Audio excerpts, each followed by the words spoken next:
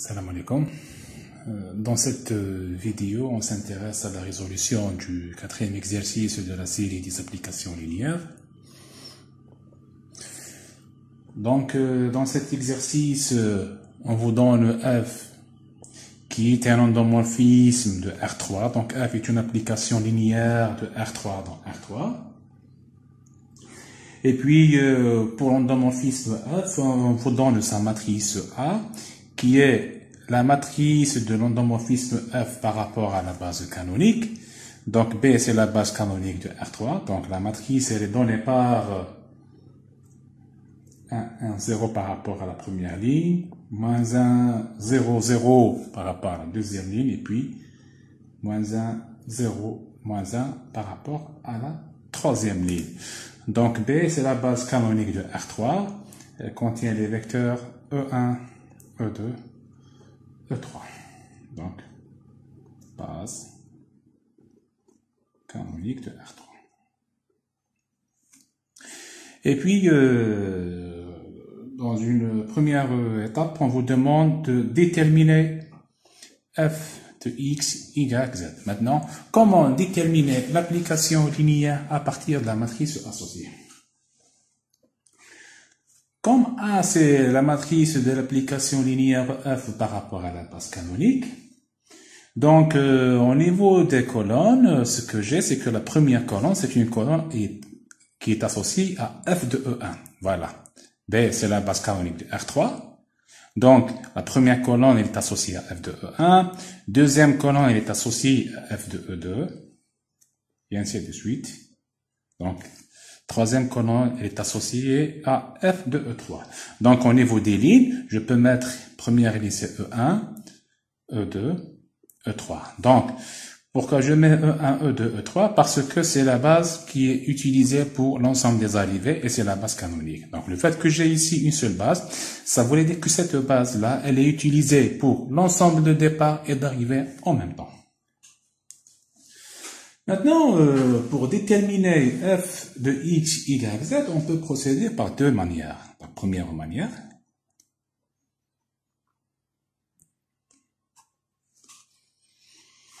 alors, je m'intéresse à f de x, y, z.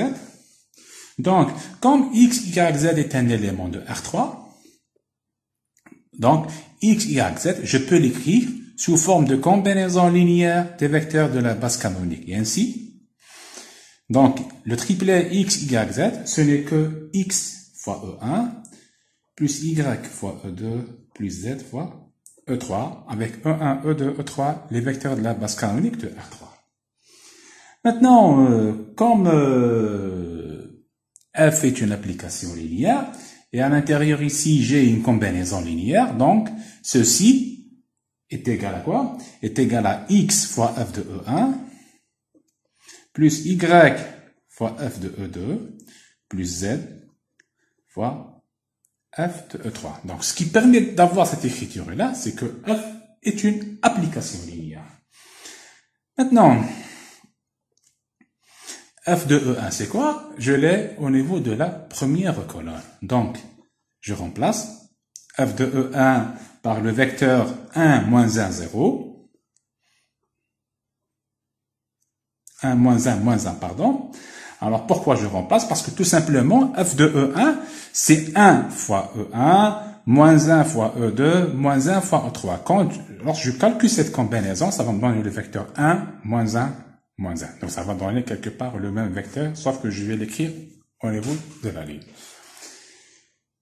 Alors, plus y fois f de E2, c'est ce vecteur-là. Donc, 1, 0, 0. La même chose, plus z fois f de E3, qui est le vecteur 0, 0, moins 1. Après, je calcule. Donc, ça va me donner, au niveau de la première composante, ça va me donner x plus y plus 0. Donc, ça va me donner x plus y. Pour la deuxième composante, je vais avoir moins x, voilà, moins x plus 0 plus 0. Et puis, pour la troisième composante, je vais avoir aussi moins x plus 0 moins z. Et voilà, j'ai obtenu f de x, Y, Z. Bien sûr, il existe une deuxième manière.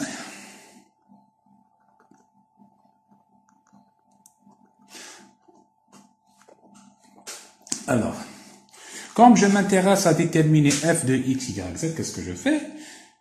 Je considère que x, y, z est un élément de l'ensemble de départ. Et puis, comme pour l'ensemble de départ, j'ai déjà la base canonique B, alors je vais déterminer les composantes de ce vecteur-là dans la base canonique, donc c'est par rapport à la base qui est utilisée pour l'ensemble de départ. Donc, les composantes de ce vecteur-là dans la base canonique de R3, c'est le même vecteur. Pourquoi? Parce qu'il s'agit de la base canonique. Donc, X, Y, Z sont les composantes de X, Y, Z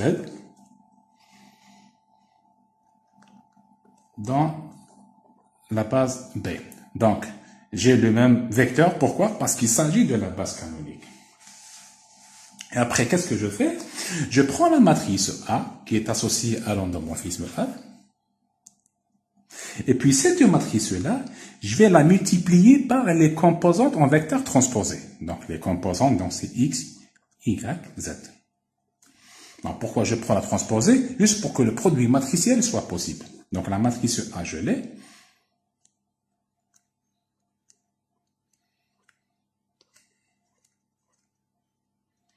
Que je vais multiplier par X, Y, Z.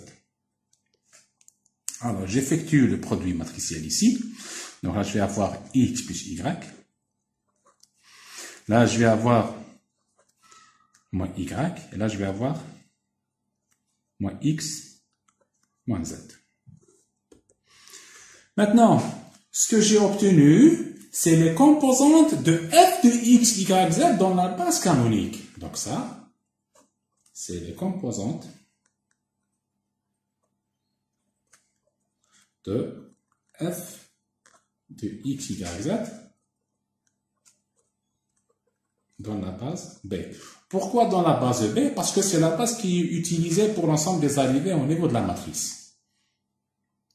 Maintenant, le fait que j'ai les composantes, maintenant je peux déterminer f de X, Y, Z. Donc, f de X, Y, Z, c'est quoi?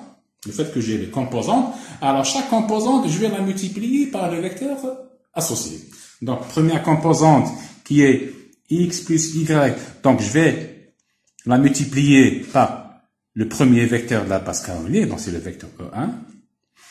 Après, moins Y multiplié par le deuxième vecteur qui est vecteur E2.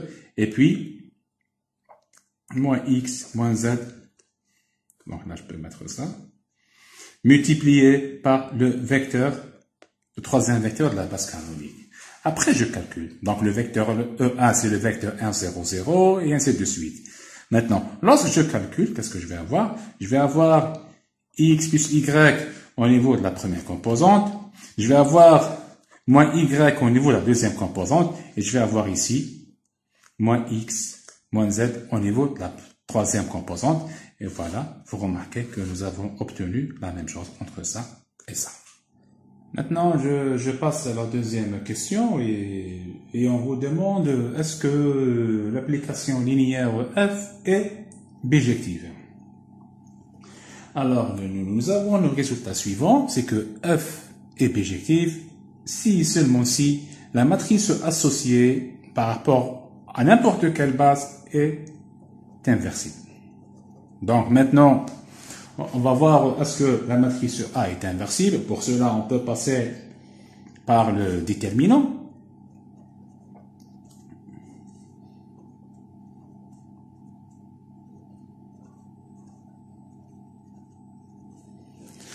Voilà, donc c'est un déterminant d'ordre 3 que je vais calculer. Et mon déterminant, je peux le développer par rapport à la deuxième ligne, ou bien deuxième colonne, ou bien troisième colonne, puisque c'est un déterminant d'ordre 3 et j'ai déjà deux éléments nuls sur une ligne ou bien une colonne. Donc là, je développe par exemple par rapport à la troisième ligne, à la troisième colonne, pardon.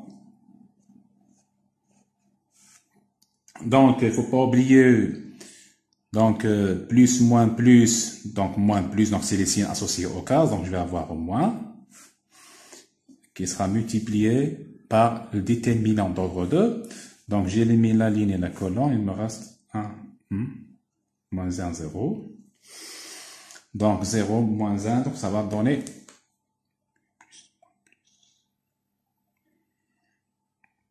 donc là, j'ai pas fait d'erreur. Donc 0. Donc je vais avoir plus 1, donc je vais avoir moins 1 ici. Donc je remarque que mon déterminant est non nul, ce qui fait que la matrice A est inversible. Donc matrice A est inversible, il y a équivalence avec F bijectif. Alors, le fait que l'application linéaire est bijective, ça voulait dire que l'application réciproque F-1 existe. Maintenant, on vous demande de donner F-1.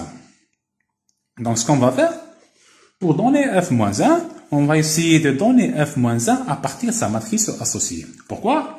Parce que le fait que l'application linéaire est bijective, alors F-1 existe et F-1 serait aussi une application linéaire bijective. Donc, le fait que F-1 est une application linéaire, on va essayer maintenant de donner F-1 à partir de sa matrice associée. Et la matrice associée à F-1 par rapport aux bases canoniques, c'est quoi? C'est que tout simplement A-1. Donc, A-1, c'est la matrice associée à F-1 par rapport à la base canonique. Donc, je vais dire que A-1, c'est la matrice associée à F-1 par rapport à la base canonique B. Donc, lorsque je calcule l'inverse de cette matrice, je vais avoir la matrice suivante.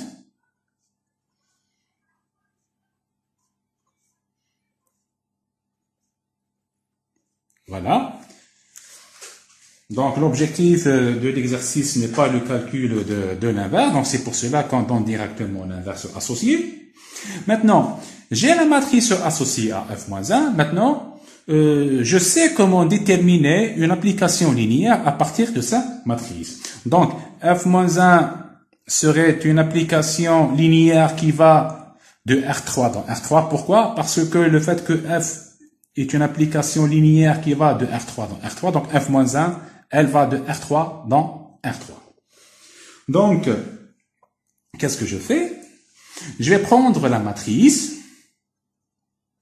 et je vais la multiplier par X, Y, Z en colonne. Donc, c'est exactement ce que j'ai fait précédemment.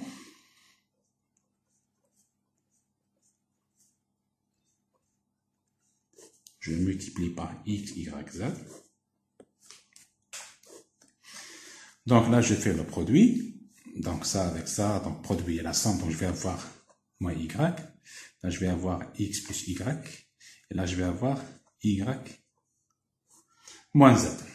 Maintenant, ce que j'ai obtenu ici sont les composantes de F-1. Voilà, ça, c'est les composantes de F-1 dans la base canonique B. Maintenant, pour avoir F-1, donc F-1 de X, Y, Z, ce que je fais, c'est que chaque composante sera multipliée par le vecteur associé. Donc, je vais prendre moins Y, je vais le multiplier par E1. Et puis, X plus Y, je le multiplie par E2. Et puis, Y moins Z qui sera multiplié par E3. Et comme ça, j'aurai moins Y pour la première composante, X plus Y pour la deuxième composante, et là j'aurai Y moins Z pour la troisième composante. Et comme ça, j'ai déterminé F moins 1.